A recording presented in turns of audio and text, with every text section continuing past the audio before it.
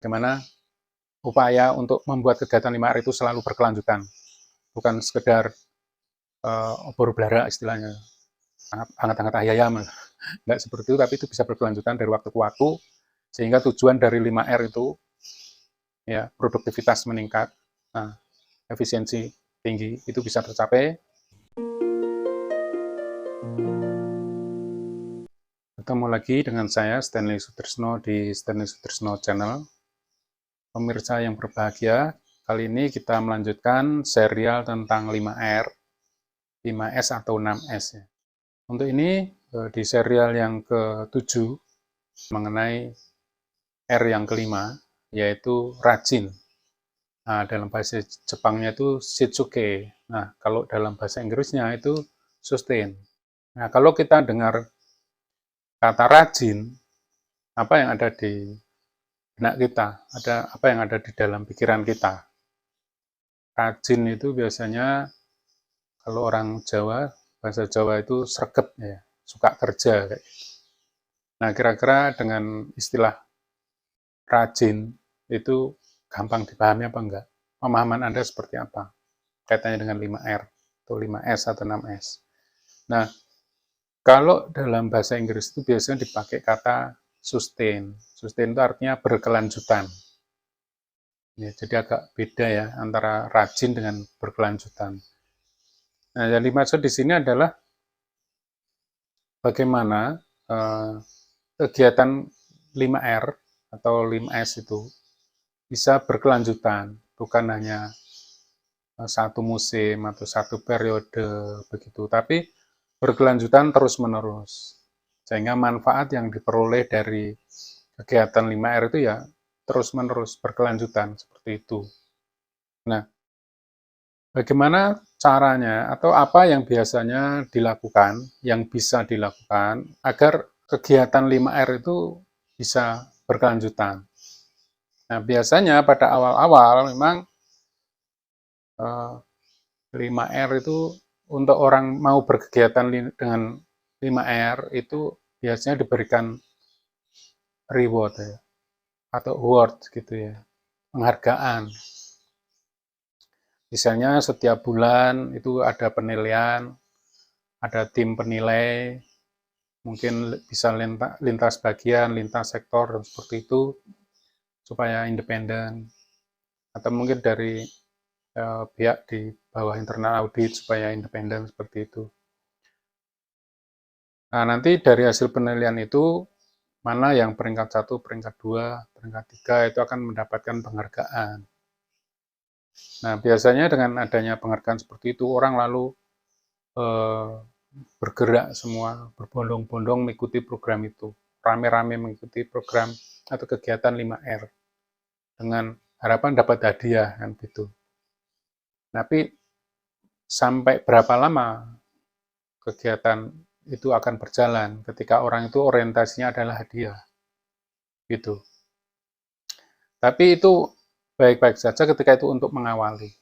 Tapi untuk selanjutnya, tentunya bagaimana upayanya supaya kegiatan 5R itu bisa berkelanjutan terus-menerus tanpa harus menggunakan hadiah, tanpa reward and punishment.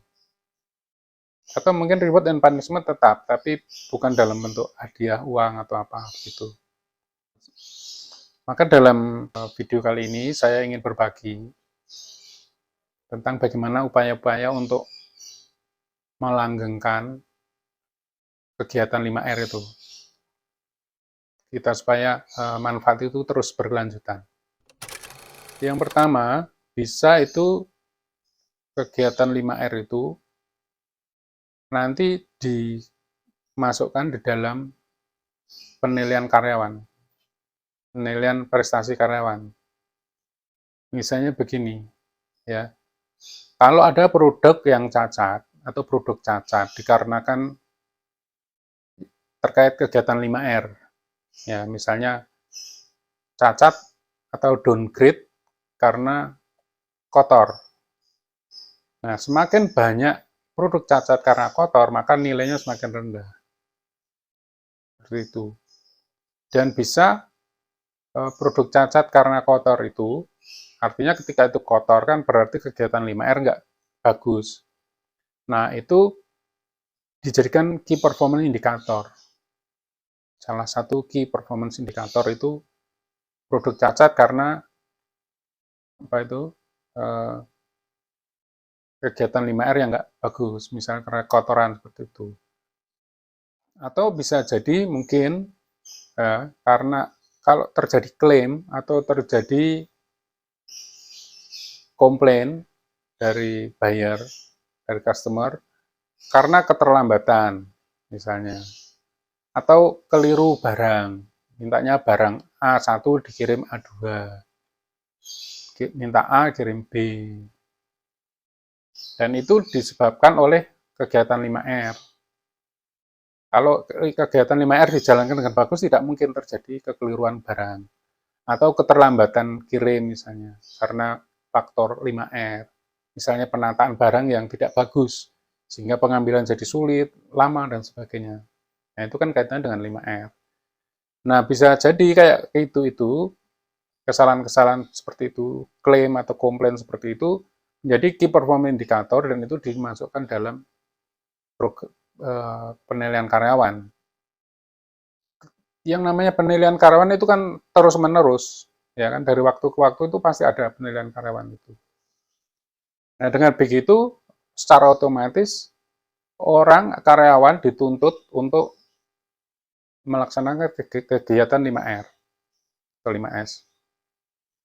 Terutama kalau itu nanti level pimpinan, level manager, level division manager atau division head, dep head atau division head itu performance indikatornya dimasukkan itu, maka mereka akan sangat concern terhadap pelaksanaan 5R.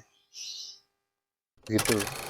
Kemudian yang kedua bisa saja itu dibuat semacam banner atau pamflet atau tulisan-tulisan di lapangan itu yang terkait dengan sustainability supaya orang menjadi sadar bahwa kegiatan 5R itu harus berjalan terus-menerus. Nah, bagaimana kata-katanya nanti di dalam apa itu slogan yang ditempelkan di tempat kerja itu bisa mendorong orang untuk sadar ya bahwa kegiatan 5R itu adalah kebutuhan kita. Itu misalnya ada tertulis misalnya kebersihan adalah sebagian dari iman. Nah, kayak gitu itu bagian dari bagaimana orang itu sadar ya kegiatan 5R itu sadar dengan sendirinya menjadi budaya, menjadi kebiasaan seperti itu. Untuk slogan-slogan itu sebaiknya dihindari slogan-slogan yang bernada negatif. Misalnya ada gambar-gambar tangan putus kena terimpit mesin atau jari putus kena mesin, kayak gitu tuh dihindari. Ya, supaya di dalam pikiran kita, bawah sadar kita itu nggak tertanam hal-hal yang negatif seperti itu.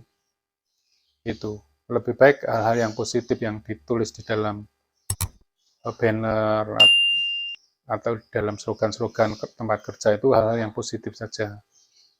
Itu. Mungkin ada sih orang yang kalau ditakut-takuti dia akan jadi taat. Kayak gitu kan. Tapi sebetulnya secara tidak langsung ketika itu hal negatif tertanam dalam pikiran bawah sadar itu juga bahkan bisa mendorong hal itu terjadi. Itu sehingga hal negatif sebaiknya dihindari. Salah satu cara untuk orang menimbulkan kesadaran orang atau orang juga merawat kegiatan 5R itu secara berkesinambungan tanpa harus diperintah dan sebagainya itu juga adalah dengan cara memberikan ruang kebebasan kepada karyawan untuk berekspresi, bikin slogan, membuat gambar, ya, melakukan kegiatan-kegiatan yang berinovasi, misalnya spare part dikemas, nah kemudian tempat duduk yang biasanya tempat duduk saja itu di bawahnya bisa dikasih kotak dan sebagainya, baru di bawahnya itu ada spare part sehingga ruangan menjadi nyaman, tempat duduk menjadi nyaman, menjadi serbaguna dan sebagainya. Nah, itu kegiatan yang seperti itu, di mana karyawan itu diberi kebebasan untuk berekspresi, itu juga dalam pengalaman saya itu bisa mendorong orang itu untuk ikut merawat dengan sendirinya, ikut melaksanakan kegiatan 5R dengan kesadarannya. Tidak harus dipaksa-paksa lagi, tidak harus diiming-iming hadiah, kayak gitu. Itu bisa menimbulkan kesadaran orang untuk ikut merawat kebersihan, merawat alat-alat kerja, merawat mesin, kayak gitu. Ya, karena itu ekspresi dia itu loh, hasil ekspresi dia. Gitu. Misalnya penataan ruang kerja, penataan tempat duduk, penata apa lagi itu, slogan-slogan yang buat mereka sendiri, ide mereka sendiri, bahkan misalnya tempat kerja, ruangan itu di dinding-dinding itu dilukisi, dikasih lukisan itu dicat sesuai dengan keinginan mereka. Yang penting itu bersih, estetis ya. Nah, itu justru hal seperti itulah yang tanpa kita duga itu sangat efektif ya, sangat efektif. Mereka itu memiliki kesadaran dengan sendirinya, sehingga itu program kegiatan 5R itu bisa berkesinambungan seperti itu. Dan itu bukan lagi top down, tapi bahkan bottom up. Semua ikut merawat, semua ikut gotong royong dengan kesadaran sendiri untuk berkegiatan 5R, ber-5R. Ya, mungkin itu ya beberapa kiat yang saya share di sini yang bisa nanti diterapkan di tempat kerja Anda, bagaimana upaya untuk membuat kegiatan 5R itu selalu berkelanjutan, bukan sekedar obor belara istilahnya, apa itu hangat-hangat ayam, nggak seperti itu, tapi itu bisa berkelanjutan dari waktu ke waktu, sehingga tujuan dari 5R itu ya produktivitas meningkat, nah, efisiensi tinggi itu bisa tercapai ya tanpa harus banyak mengeluarkan biaya. Ya, justru itu bisa efisien dan karyawan bisa melaksanakan dengan suka hati tanpa harus merasa terpaksa. Sehingga di sana karyawan juga ikut senang ya, ikut menikmati kegiatan 5R itu, hasil dari 5R maupun kegiatan 5R itu menjadi kebiasaan yang dinikmati oleh mereka. Itu. Sekali lagi di sini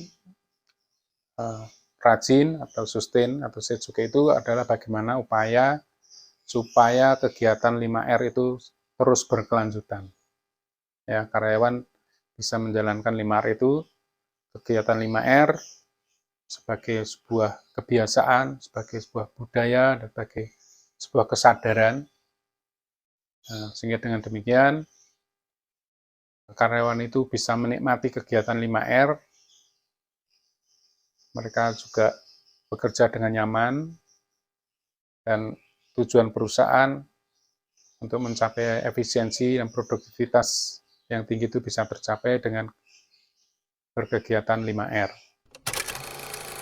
Demikian yang bisa saya sampaikan terkait dengan 5R untuk R yang kelima, yaitu rajin, atau bahasa Jepangnya Shitsuke, dan bahasa Inggrisnya biasanya dipakai istilah sustain.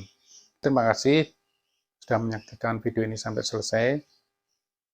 Bagi Anda yang merasa video ini bermanfaat, ingin men-share ke orang lain, karyawan atau ke pihak lain yang kiranya perlu menyaksikan video ini, silakan di-share.